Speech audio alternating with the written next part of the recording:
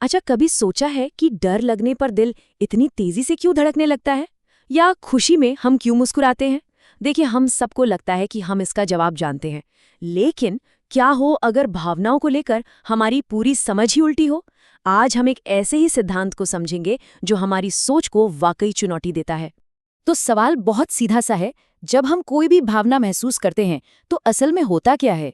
क्या पहले दिमाग में डर या खुशी का एहसास आता है और फिर हमारा शरीर उस पर रिएक्ट करता है? या कहानी कुछ और ही है? यही वो पहेली है जिसे आज हम सुलझाने की कोशिश करेंगे। चलिए, सबसे पहले उस विचार को देखते हैं जो ज्यादातर लोग भावनाओं के बारे में रखते हैं। ये एक बिल्कुल कॉमन सेंस वाली बात लगती है जो हम सब बचपन से सीखते और महसूस करते आए हैं। तो आम समझ ये कहती है कि पूरा प्रोसेस कुछ इस तरह चलता है। सबसे पहले कोई घटना होती है। मान लीजिए अचानक से सामने एक भालू आ गया। उस घटना से हमारे अंदर एक भावना पैदा होती है, डर की। और फिर उस डर की वजह से हमारा शरीर प्रतिक्रिया करता है, दिल की धड़कन बढ़ जाती है, पसीना आने लगता है। मतलब घटना, फिर भावना और आखिर में शारीरिक रिएक्शन। ये क्रम बिल्कुल लॉजिकल लगता है ना? लेकिन अब यहाँ एक बहुत बड़ा ट्विस्ट आता है। क्या हो अगर ये पूरी चेन ही उल्टी हो? अगर डर की वजह से दिल तेज नहीं धड़कता, बल्कि दिल तेज धड़कने की वजह से डर लगता है। हाँ, सुनने में ये अजीब जरूर लग सकता है, लेकिन मनोविज्ञान का एक बहुत ही प्रभावशाली सिद्धांत बिल्कुल यही कहता है। और इसे उल्टे सिद्धांत का नाम है James launch theory. William James और कार्ल लांच, इन दो मनोवैज्ञानिकों ने 19वीं सदी के आखिर में भावनाओं को लेकर हमारी इस आम समझ को पूरी तरह से पलट कर रख दिया था। देखिए, इस थ्योरी का सार बहुत सरल लेकिन चौंकाने वाला है। भावनाएं हमारे शारीरिक बदलावों का नतीजा होती हैं, उनका कारण नहीं। इनकी सबसे मशहूर लाइन है, हम भालू से इसलिए नहीं भागते क्योंकि हमें डर लगता है, बल्कि हमें डर इसलिए लगता है क्योंकि हम भागते हैं। हमारा भागना, हमारी तेज सांसें, हमारा कांपना, हमारा दिमाग बस इन शारीरिक संकेतों को पढ़ता है और उसे डर का नाम दे देता है। तो फिर ये उल्टी गंगा बहती कैसे है? चलिए, इस प्रोसेस को अब जरा स्टेप बाय स्टेप समझते हैं कि जेम्स लांच के अनुसार ये सब कैसे काम करता है। तो चलिए वापस उसी भालू वाले सीन पर चलते हैं, लेकिन इस बार जेम्स लांच के नजरिए से। पहला स्टेप तो वही है, घटना, भालू को देखा।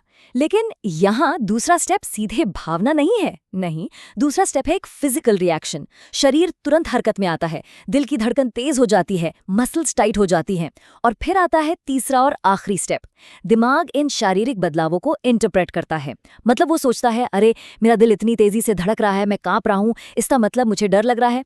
तो देखा, डर का एहसास शारीरिक प्रतिक्रिया का एक लेबल है, उसका कारण नहीं। तो इस थ्योरी के 3 बड़े आइडिया हैं। पहला, शरीर पहले रिएक्ट करता है, भावना बाद में आती है। दूसरा, हम अपने इमोशन को अपने शरीर के रिएक्शन से ही पहचानते हैं, ठीक वैसे ही जैसे हम किसी बाहरी संकेत को पहचानते हैं। और सबसे जरूरी बात, बिना फिजिकल चेंज के कोई इमोशन हो ही नहीं सकता, यानी शरीर की भाषा ही इमोशन की भाषा है। ठीक है, तो ये डर वाली बात तो समझ में आती है, लेकिन क्या खुशी, प्यार या दुख जैसी बाकी भावनाओं पर भी यही लॉजिक लागू होता है? थ्योरी के मुताबिक हाँ, बिल्कुल होता है। इस थ्योरी के हिसाब से हर भावना, चाहे वो पॉजिटिव हो या नेगेटिव, एक खास तरह के शारीरिक एहसास से जुड़ी होती है। प्यार या खुशी जैसे इमोशंस शरीर में एक आराम और खुलेपन का एहसास दिलाते हैं। वहीं चिंता या दुख जैसी भावनाएं शरीर में तनाव, भारीपन या बेचैनी पैदा करती हैं। ये शारीरिक एहसास ही असल में इन भावनाओं की असली पहचान है। और हर इमोशन का ना अपना एक यूनिक फिजिकल सिग्नेचर होता है, एक तरह की बॉडी लैंग्वेज। डर में शरीर खुद को बचाने के लिए सिकुड़ता है, सांसें छोटी और तेज हो जाती हैं। वहीं खुशी में शरीर फैलता है, हम मुस्कुराते हैं और एक एनर्जी महसूस करते हैं। ये बिल्कुल अलग अलग शारीरिक पैटर्न हैं जिन्हें हमारा दिमाग पढ़कर खुशी और डर में फर्क कर पाता है। तो अगर इस पूरी बातचीत का सार एक लाइन में समेटना हो तो वो ये है, भावना शारीरिक प्रतिक्रिया के पीछे पीछे चलती है, आगे आगे नहीं। मतलब पहले शरीर फिर मन। ये इस थ्योरी का मूल मंत्र है। ठीक है, ये सब सुनने में तो बहुत दिलचस्प है, एक पुरानी साइकोलॉजिकल थ्योरी, लेकिन इससे हमारी रोजमर्रा की जिंदगी पर क्या फर्क पड़ता है? ये हमारे लिए आज क्यों मायने रखता है? असल में इसका असर बहुत गहरा है। पहली बात, ये हमें खुद को बेहतर समझने में मदद करता है। अगली बार जब भी बेचैनी महसूस हो तो सिर्फ दिमाग में जवाब मत ढूंढिए, अपने शरीर को सुनिए।